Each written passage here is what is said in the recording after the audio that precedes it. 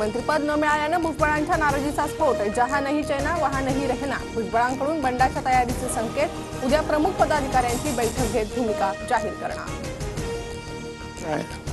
जहां नहीं चैना वहां नहीं रहना।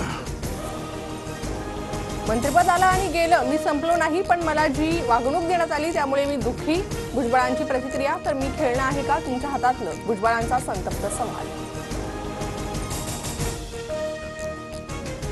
अजित पवारांसोबत चर्चा केली नाही, त्यांच्याशी चर्चा करणं गरजेचं वाटत नाही। मंत्रिमंडळातून वगळल्यानंतर भुजबळांचा अजित पवारांवर निशाणा। छगन भुजबळांची नाराजी टोकाला। नागपुरातील हिवाळी अधिवेशनात सहभागी न होण्याचा निर्णय।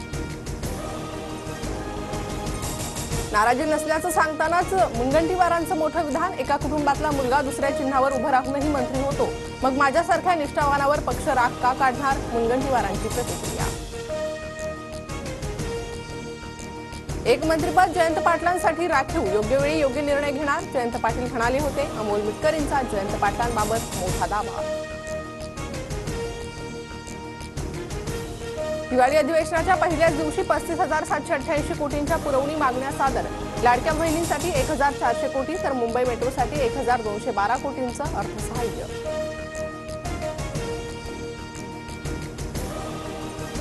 बीडमधील सरपंच संतोष देशमुख हत्याकांड प्रकरणी तपासाला वेग। सीआयडीचं पथक 2 दिवसांपासून बीडमध्ये तळ ठोकून।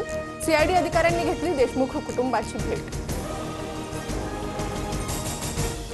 बीडच्या परळीतील व्यापारी अमोल दुबे अपहरण प्रकरणी पोलिसांची कारवाई। 5 आरोपींना अटक। 2 4चाकी गाड्यांसह 1 पिस्तूल आणि जिवंत कारतूस जप्त।